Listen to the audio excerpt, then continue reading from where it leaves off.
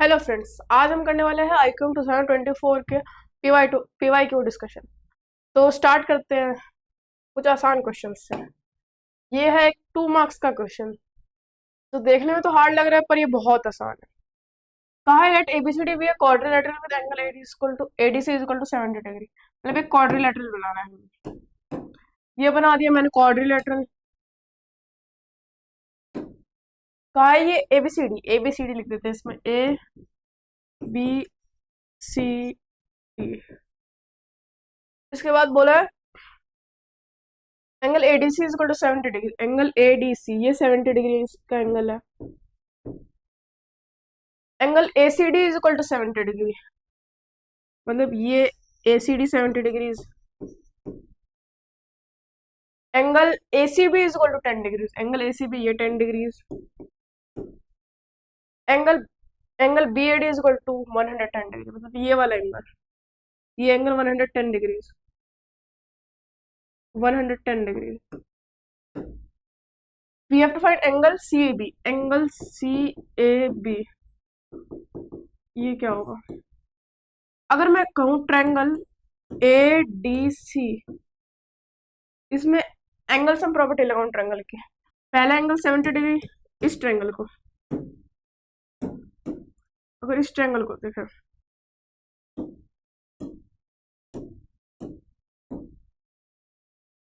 इस ट्रायंगल को A D C, ये वाला ट्रायंगल,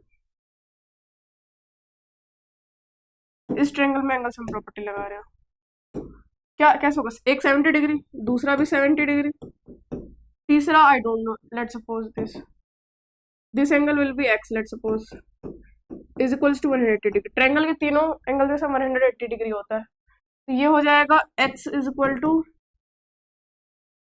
40 डिग्रीज। ये वाली एंगल आ जाएगा हमारी 40 डिग्रीज, 40 डिग्रीज। हमें तो चाहिए ये वाली एंगल। तो जो ये पूरी एंगल है, ये वाली एंगल पूरी, ये 110 डिग्री, 110 डिग्री। उसका जो ये वाला पार्ट है, ये 40 डिग्रीज है। तो जब हम उनको जब माइनस कर देंगे 110 डिग्रीज में से 40 डिग्रीज, तो ये 70 डिग्रीज हमें बचा हुआ एंगल मिलेगा। बचा हुआ एंगल क्या था? बी ए सी, मतलब सी ए बी। तो सी ए बी हो जाएगा वो 70 डिग्रीज। ये बहुत ही इजी क्वेश्चन था एक 2 मार्क्स के लिए। देखते हैं नेक्स्ट क्वेश्चन। ये थोड़ा हार्ड था, 3 मार्क्स का था। Let f be a function, real to real function है एफ, सेटिस्फाइंग द रिलेशन। ये एक रिलेशन दे रखी है, find the value of F27 minus F25। मतलब क्या है इसका? कि पहले मैंने लिखा, मान लो F of 3 minus 4 times F of 3 minus x plus 3 times F of X is equal to x squared. ठीक है, अब क्या आ रहा है? मुझे चाहिए 27 की वैल्यू, एफ ऑफ 27 और एफ ऑफ 25। तो मैं अगर 27 पहले फाइंड करने के बारे में सोचूं, तो या फिर मैं जनरल एक्स के लिए सॉल्व करूं। अगर मैंने इधर एक्स की जगह अगर मैंने इधर x की जगह 3 माइनस एक्स लिख दिया, 3 माइनस एक्स मैंने इसे रिप्लेस कर दिया, ये क्या बनेगा? 4 times F of 3 minus x plus 3 times F of 3 minus x is equal to x square. 3 minus x square, x को 3 माइनस एक्स से रिप्लेस किया है, तो ये वाली ये भी 3 माइनस एक्स स्क्वायर बन जाएगा। अब क्या करें?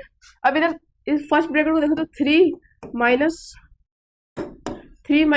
एक्स क्या होगा? 3 माइनस एक्स, ये हो जाएगा 3 - 3 प्लस एक्स, ये हो जाएगा एक्स। मतलब ये हो जाएगा 4 times F of x plus 3 times F of 3 minus x is equal to, ये हो जाएगा x square minus 6x plus 9। इस वाली चीज को मैं दोबारा लिखूँ यहाँ पे, ये हो जाएगा 4 टाइम्स एफ ऑफ 4 टाइम्स, पहले ये 3 टाइम्स लिख दिया, 3 times F of x plus 4 times F of 3 minus x is equal to x squared. ये मिल गया हमें। अब हमें इसे सॉल्व करना है। अगर इन दोनों को ऐड कर दूंगा, प्लस ऐड कर दिया, बन जाएगा 7 times F of x plus 7 times F of 3 minus x is equal to 2x square minus 6x plus 9। 7 से डिवाइड कर दूंगा। F of x plus f of 3 minus x is equal to 2x square minus 6x plus 9 by 7। ये हो गया। अब पर मुझे तो एफ ऑफ एक्स चाहिए। मुझे क्या चाहिए? एफ ऑफ एक्स चाहिए। एफ ऑफ एक्स चाहिए मुझे, एफ ऑफ एक्स। तो मैं क्या करूंगा, इसको मैं 3 से मल्टीप्लाई, 3 से छोटा 4 से कर देता हूँ। इसको मैं 4 से मल्टीप्लाई कर दूंगा, 4 से। इधर भी 4 से मल्टीप्लाई हो जाएगा। एक तो ये क्वेश्चन, और अगर मैं इसी क्वेश्चन को दोबारा लिखूँ तो ये बन जाएगा 3 times F of x plus 3 times F of 4 times 4 times F of 3 minus x is equal to x squared. ये बन गया। अब अगर मैं इन दोनों इक्वेशन को सब्ट्रैक्ट कर दूं, सब्ट्रैक्ट माइनस कर दूं, माइनस सब्ट्रैक्ट, तो क्या बचेगा? 4 टाइम्स एफ ऑफ एक्स में से 3 टाइम्स एफ ऑफ एक्स जाएगा तो बचेगा F of x, F of x. और ये दोनों कट जाएंगे, 4 times F of 3 minus x और 4 times F of 3 minus x, ये दोनों खत्म हो जाएंगे। तो बचेगा इनका सब्ट्रैक्शन, मतलब ये बचेगा, इसको अंदर मल्टीप्लाई करोगे बचेगा 8x squared minus 24x plus 36 by 7 minus x squared. इसको अगर मैं ठीक से लिखूँ, एफ ऑफ एक्स को बन जाएगा x squared minus 24x plus 36 by 7। अब मुझे क्या चाहिए? F of 27 minus F of 25। तो मैं इसमें लिख दूंगा एफ ऑफ 27, एफ ऑफ 27 को मैं लिख दूंगा अपॉन में 7 में 27 squared minus 24 into 27 plus 36 minus कर दूंगा। एफ ऑफ 25 लिखूंगा, एफ ऑफ 25 में माइनस का 25 स्क्वायर, ये माइनस माइनस प्लस हो जाएगा, माइनस माइनस प्लस तो हो जाएगा प्लस 24 इंटू 25 और माइनस 36। ये दोनों वैल्यूज कट जाएंगे, प्लस 36 और माइनस 36। अब इसकी जो वैल्यू आएगी वो होगी 27 स्क्वायर माइनस 25 स्क्वायर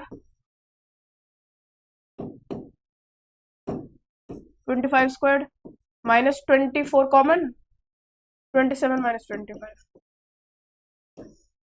इस कैलकुलेशन को आप लोगों को सॉल्व करना है, इस कैलकुलेशन को आप लोगों को सॉल्व करना है और कमेंट बॉक्स में आंसर बताना है, इस क्वेश्चन का आंसर, इस कैलकुलेशन को सॉल्व करके कमेंट बॉक्स में इसका आंसर बताइए। नेक्स्ट क्वेश्चन देखते हैं।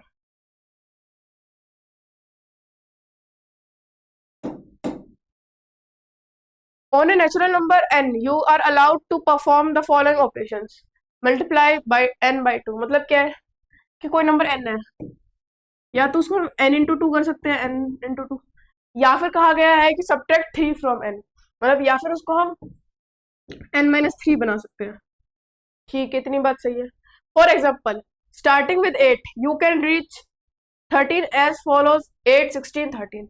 मतलब क्या है, पहले 8 16 के इंटू 2 करके मल्टीप्लाई 2 करके फिर माइनस 3 करके 13 चलेगा।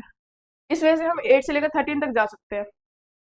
अब हमें बोला है कि स्टार्टिंग फ्रॉम 11 से स्टार्ट करना है। What is the least number of steps required to reach 121?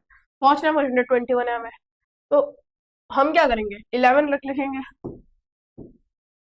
फिर कुछ स्टेप्स चलेंगे, फिर लास्ट स्टेप पे 121 पहुंचेंगे। अगर मैं रिवर्स जाना चाहूँ, रिवर्स, तो रिवर्स मेरे पास कैसे ऑपरेशन है? लेट्स सपोज मेरे पास नंबर n है, अगर मैं रिवर्स जाऊंगा, आगे जाऊंगा तो 2 से मल्टीप्लाई होगा, रिवर्स जाऊंगा तो 2 से डिवाइड होगा, n बाई 2। आगे जाऊंगा तो 3 सब्ट्रैक्ट होगा, रिवर्स जाऊंगा तो 3 ऐड होगा, n प्लस 3। तो मैं रिवर्स जाने के लिए या तो 2 से डिवाइड कर सकता हूँ या तो 3 से ऐड कर सकता हूँ। तो अगर मैं इस क्वेश्चन में रिवर्स जाऊं, दो ऑपरेशन, 2 से मल्टीप्लाई और 3 से प्लस, सॉरी 2 से डिवाइड है, डिवाइड 2, या फिर रिवर्स के लिए डिवाइड 2 है, या फिर ऐड 3 प्लस 3। अगर मैं ऐसे 2 से डिवाइड करूँ तो क्या मिलेगा? हमें क्या चाहिए? कम से कम नंबर चाहिए, कम से कम नंबर। हम कम होते जा रहे हैं, तो कम किससे होगा? डिवाइड करने से होगा। ऐड करने से तो कम होगा नहीं, ऐड करने से ज्यादा होगा। 121 को अगर हम 2 से डिवाइड करें तो हमें फ्रैक्शन मिल जाएगा, पर हमें तो नेचुरल नंबर पे रहना है, तो हम उसे 3 से डिवाइड नहीं करेंगे, उसे हम 3 से ऐड करेंगे। इसे 3 से ऐड करेंगे 124 मिलेगा। यहाँ पे हमने प्लस 3 किया, प्लस 3। फिर हम पीछे जाएंगे तो 2 से डिवाइड करेंगे, बचेगा 62, यहाँ पे डिवाइड 2 हुआ है। फिर 2 से डिवाइड कर सकते हैं, फिर 2 से डिवाइड करेंगे, बचेगा 31 डिवाइड 2। आप 2 से डिवाइड नहीं कर सकते क्योंकि ये ऑड नंबर है, तो इससे पीछे जाएंगे, 3 से ऐड करेंगे 34 प्लस 3 क्या अपने यहाँ ऐड 3, इससे पीछे जाएंगे डिवाइड 2 करेंगे 17 डिवाइड 2,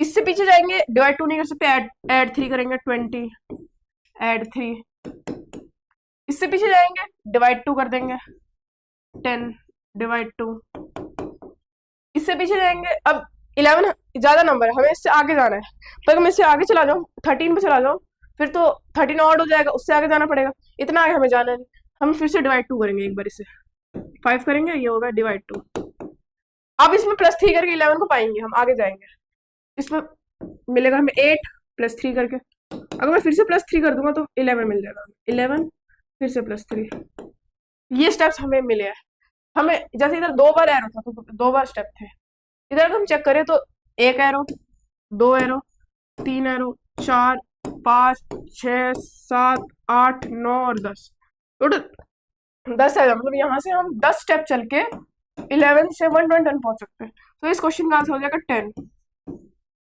ठीक था क्वेश्चन 3 मार्क्स के हिसाब से, इजी था 3 मार्क्स के लिए। नेक्स्ट क्वेश्चन करते हैं, in a triangle ABC angle BAC is equal to 90 degree, let D be the point on BC, मतलब क्या, पहले डायग्राम ड्रॉ कर लेते हैं, जब भी ज्योमेट्री का क्वेश्चन आता है डायग्राम ड्रॉ करना है, तो एक राइट एंगल ट्रायंगल बनाना है, ये रहा राइट एंगल ट्रायंगल, इसके बाद क्या करना है, एबीसी एंगल बीएसी 90 है, मतलब एंगल ए 90 है, बी ए सी ये 90 डिग्री है, 90 डिग्री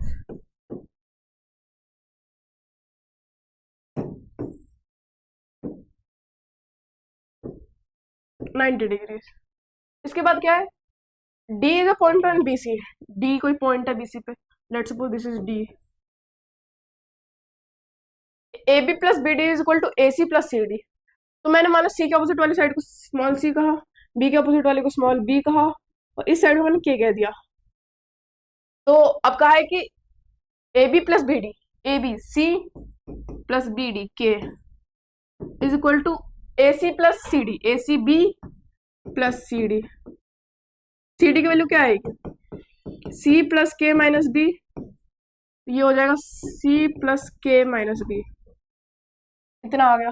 उसके बाद क्या है, क्या कहा है, B D ratio D C is equal to 2:1, B D हो जाएगा के रेशियो डी सी हो जाएगा सी प्लस के माइनस बी, बी ये हो जाएगा 2:1, 2:1, इसको क्रॉस मल्टीप्लाई करेंगे तो k is equal to 2c plus 2k minus 2b, तो यहाँ से k की वैल्यू आ जाएगी 2b माइनस 2c, k होगा ये 2b माइनस 2c,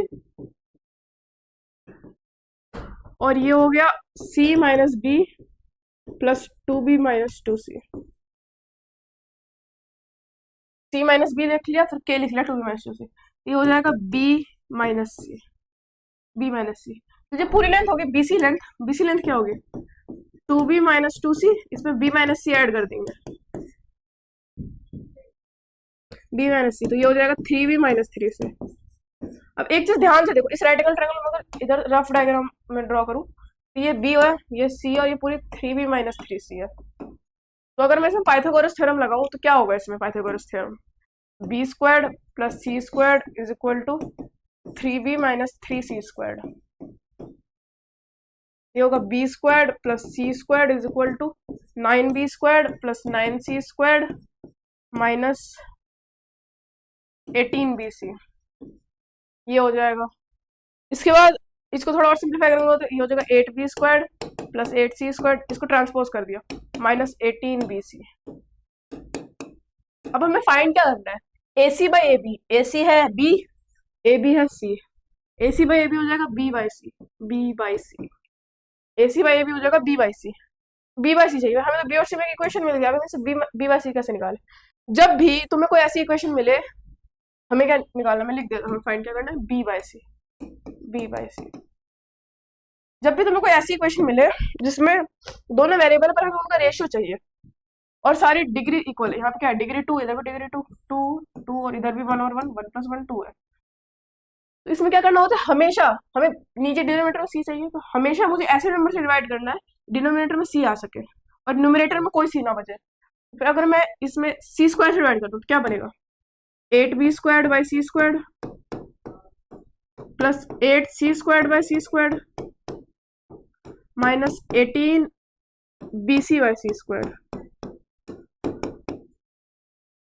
इसको लिखूंगा मैं 8 times b by c square plus 8 minus 18 times b by c is equal to 0।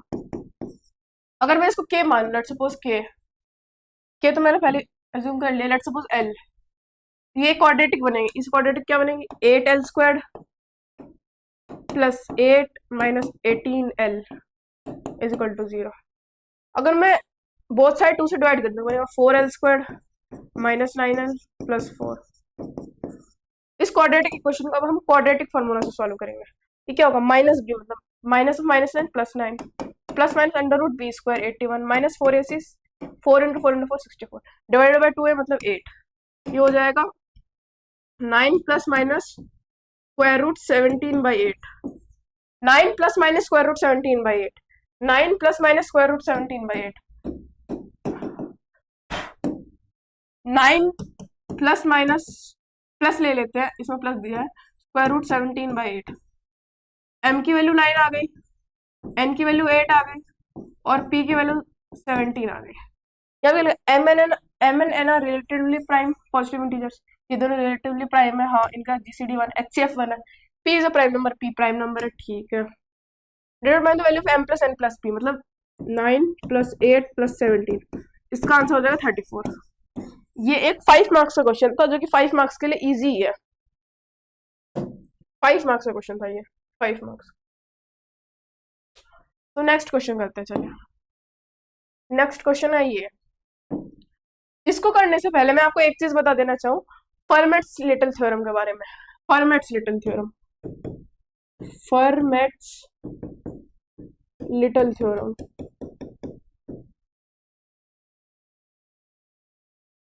ये क्या स्टेट करता है, ये कहता है कि कोई नंबर n है, उसकी पावर अगर मैं p माइनस 1 कर दूं, कॉन्ग्रुएंसी मॉड्यूलो 1 मॉड p।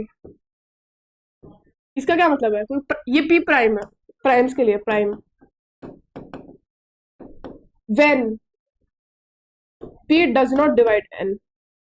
जैसे मैं कहूँ कि n की वैल्यू मानो मैंने 11 रख दी और p की वैल्यू मैंने 7 रख दी, तो क्या होगा, 11 की पावर 7 माइनस 1 मतलब 6, कॉन्ग्रुएंसी मॉड्यूलो 1 मॉड 7। ये एक बहुत ब्यूटीफुल रिजल्ट है और इसका हम यूज भी कर सकते हैं, जैसे इस क्वेश्चन में यूज करते हैं इसका। तो अगर हम देखें हाफ, ये दे रखा है half n raise to the power 8 plus 3n raise to the power 4 minus 4, ये हो जाएगा half n raise to the power 8 plus n raise to the power 4 plus नहीं minus n raise to the power 4 plus 4n raise to the power 4 minus 4 is equal to 0। Splitting the middle terms हम इसे लिख सकते हैं n raise to the power 4 n power 4 minus 1 plus 4 into n power 4 minus 1। इसको लिख देंगे half n power 4 plus 4 n power 4 minus 1। ये हो गया इसका फैक्टराइजेशन। अब अगर इसमें एक चीज नोटिस करें, अगर मान लो मैंने माना n is equal to odd, n कोई ऑड नंबर है और हम इसे थोड़ा फैक्टराइज कर दो, n प्लस 1 n माइनस 1 और n स्क्वायर प्लस 1। इसको तुम्हें याद रखना है, तुम निकाल भी सकते हो n square plus 1 square minus 1 करके। अगर n ऑड है तो ऑड प्लस 1 ये इवन हो जाएगा, ऑड माइनस 1 ये भी इवन होगा, ऑड का स्क्वायर ऑड होगा और ऑड प्लस 1 ये भी इवन होगा। मतलब ये पूरी चीज 8 से डिविजिबल है, इतनी सी चीज 8 से डिविजिबल है, 8 से। उसका हाफ कर देंगे तो पूरी चीज 4 से डिविजिबल है। पर क्वेश्चन में क्या कहा है कि is not divisible by the square of any prime. 4 क्या 2 का स्क्वायर है और ये 2 का स्क्वायर से डिविजिबल है, मतलब कि ये n जो ऑड हमने लिया था ये हो ही नहीं सकता, n हमेशा इवन होगा। चलो इतना पता चल गया n इवन होगा। अब अगर इसको मैं दोबारा लिख लूँ half n raise to power 4 plus 4 n raise to power 4 minus 1, बस। अगर मैं यहाँ से फर्मेट्स लिटिल थ्योरम का यूज करूँ तो क्या मिलेगा मुझे, n को मैंने n माना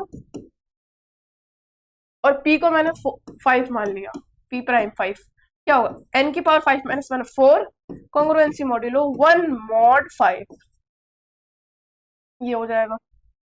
तो इसमें 1 माइनस कर देंगे तो n raise to power 4 minus 1 0 mod 5 होगा। इसमें कंडीशन है, याद रखना, इसकी कंडीशन बहुत जरूरी है। And 5 does not divide in, 5 does not divide. और इसमें अगर 4 ऐड कर दे तो क्या हो जाएगा, n raise to power 4 plus 4 congruency modulo 5, जो कि 0 mod 5 होता है। इतना मतलब कि इसमें क्या है, n raise to power 4 plus 4, n raise to power 4 minus 1, दोनों 0 mod 5 है। मतलब 5 इन दोनों को डिवाइड करें, 5 इंटू समथिंग है, ये भी 5 इंटू समथिंग है, 5 इंटू समथिंग। तो ये जो पूरा नंबर है वो क्या होगा, हाफ इंटू 25 इंटू समथिंग। तो फिर ये तो 5 के स्क्वायर से डिविजिबल हो गया, 5 के स्क्वायर से डिविजिबल हो गया, पर ऐसा हो नहीं सकता। इस क्वेश्चन का क्या मतलब है कि जो हमने ये चीज मानी थी ना 5 डज नॉट डिवाइड है, ये वाली चीज गलत है। मतलब 5 डिवाइड्स n, तभी तो ये नहीं होता और ऐसा नहीं हो पाता। 5 divides n, n even number 5 divides n, इतना पता चल गया। अब क्या कहा है, find the largest positive integer n less than 30। अगर n 30 से कम और 5 n को डिवाइड करता है तो n क्या होगा, 5, 10, 15, 20, 25, ये हो गया। इसमें बोला n इवन है तो ये नहीं होगा, ये नहीं होगा और ये नहीं होगा। तो बोला है कि लार्जेस्ट पॉजिटिव इंटीजर, क्या है लार्जेस्ट पॉजिटिव इंटीजर, तो ये हो जाएगा 20, लार्जेस्ट पॉजिटिव इंटीजर 20। तो इस क्वेश्चन का आंसर हो जाएगा 20। पर ऐसे क्वेश्चंस में ज्यादातर तो लार्जेस्ट ये ऐसे आ जाएगा इस मेथड से, पर तुमको क्वेश्चन में ये भी चेक करना होगा कि 20 पुट करके ये क्या किसी और प्राइम स्क्वायर से डिविजिबल तो नहीं है, पर इसका आंसर 20 होगा। So thank you for watching this lecture. If you want more such videos, then like, subscribe and share.